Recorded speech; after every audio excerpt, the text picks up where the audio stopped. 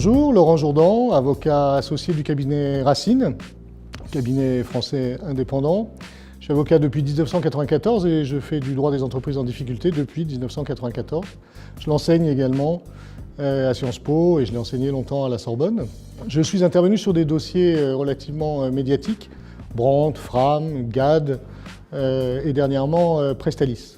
La table de ronde de ce matin était destinée à nous entendre sur nos retours d'expérience sur ce type de dossier.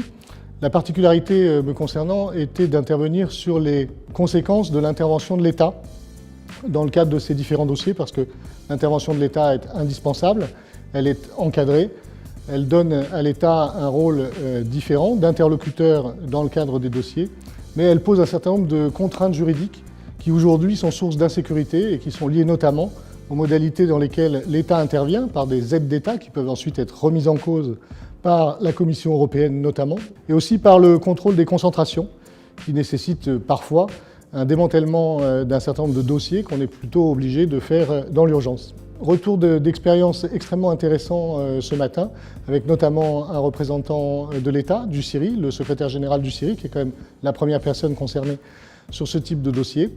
Retour d'expérience aussi du chiffre avec Cédric Collart, qui a donc une vision assez globale de ces dossiers, de l'investisseur avec Walter Butler, qui a toujours une vision extrêmement pointue du secteur, et enfin de la banque Thémis, qui là aussi a une vision assez transversale des sujets, puisqu'il est sollicité sur énormément de dossiers. Donc excellente matinée.